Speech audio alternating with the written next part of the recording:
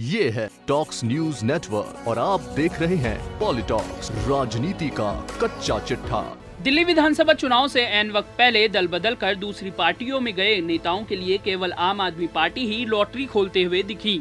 लेकिन आपको छोड़ जिन नेताओं ने कांग्रेस या बीजेपी का दामन थामा, उन्हें भारी अंतर से हार का सामना करना पड़ा। इस लिस्ट में विधायक अलका लांबा और आदर्श शास्त्री जैसे बड़े नाम भी शामिल हैं, जिन्होंने आप पार्टी की लिस्ट जारी होने के बाद कांग्रेस में शरण ली, लेकिन चुनाव हार बैठे। जबकि कांग्रेस से आए नेताओं ने आपके टिकट पर चुनाव लड़ा और जीत कर विधानसभा पहुंचने की तैयारी कर रहे हैं। शुरुआत करते हैं अलका लांबा से। आप पार्टी ने एक साथ जैसे ही 70 उम्मीदवारों के नामों की घोषणा की तो लिस्ट में नाम न होने से विधायक अलका लांबा ने झाड़ू छोड़ कांग्रेस का हाथ थामा। उनका स्वागत करते हुए कांग्रेस ने उन्हें चांदनी चौक से टिकट थमा दिया, लेकिन प्रहलाद साहनी के सामने उनकी एक न चली और वे तीसरे नंबर पर आ गई।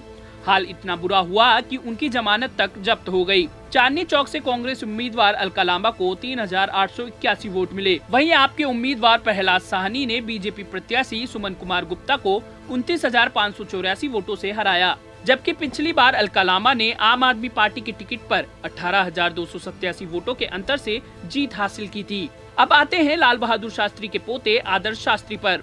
पूर्व प्रधानमंत्री लाल बहादुर शास्त्री के पोते आदर्श शास्त्री 2015 में द्वारका सीट से आपके टिकट पर विधायक बने थे, लेकिन इस बार टिकट न मिलने पर कांग्रेस में चले गए और इसी सीट पर चुनाव लड़ा।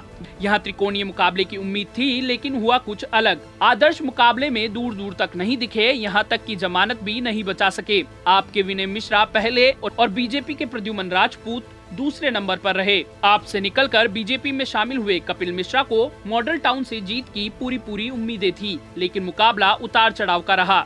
बाद में कपिल मिश्रा आपके अखिलेश पति त्रिपाठी से 12,000 के अंतर से हार गए। मतदान से पहले तक सोशल मीडिया के जरिए कपिल मिश्रा ने केजरीवाल पर जमकर निशाना साधा और चुनाव को भारत पाक का मैच तक बता दिया। माना जा रहा है कि जितना समय उन्होंने केजरीवाल पर निशाना साधने में लगाया, अगर उतना पसीना त्रिपाठी के खिलाफ बहाया होता तो ये सीट बीजेपी के पाले में लाने में कामयाब हो जाते।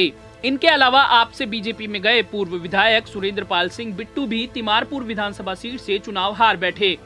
यहाँ से आपके दिलीप पांडे जीते और कांग्रेस की अमरलता सांगवान तीसरे नंबर पर रही। अब बात करें दूसरी पार्टियों से आप में आए उम्मीदवारों की, तो यहाँ सबसे पहला नाम है प्रहलाद सिंह साहनी का। साहनी 3 बार कांग्रेस से विधायक रह चुके हैं। ऐन वक्त पर आम आदमी पार्टी में शामिल हुए साहनी को पार्टी ने चांदनी चौक विधायक अलका लांबा का टिकट काट साहनी को थमाया।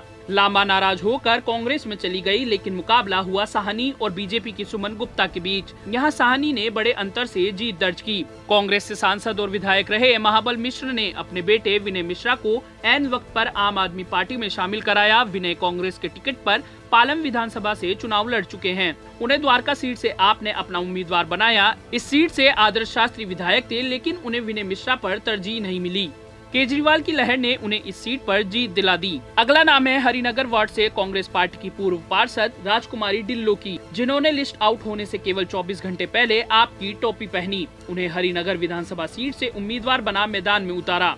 इस सीट पर बीजेपी के सोशल मीडिया स्टार तेजेंद्र पाल बग्गा उनके सामने थे।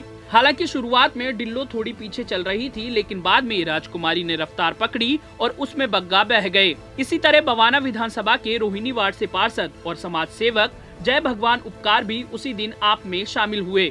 उन्हें बवाना सीट से टिकट मिला और जीतने में कामयाब भी हुए। बीजेपी के रविंद्र कुमार इंद्राज दूसरे और कांग्रेस के सुरेंद्र कुमार तीसरे नंबर पर रहे। धनवंती चंदेला ने भी आखिरी वक्त पर आपका दामन थामा। पार्टी ने उन्हें राजौरी गार्डन से टिकट थमाया। यहाँ उन्होंने बीजेपी के रमेश खन्ना को हराया और बदरपुर से राम सिंह नेताजी और गांधीनगर से नवीन चौधरी को हार का सामना करना पड़ा। अगला नाम है मटिया महल से 5 बार के विधायक और कांग्रेस नेता शोएब इकबाल का, जिन्होंने हाथ का साथ छोड़ झाड़ू थामी। लिस्ट जारी होने से हफ्ते भर पहले पार्टी में शामिल हुए शोएब इकबाल को आपने इनाम देते हुए मटिया महल से टिकट थमाया।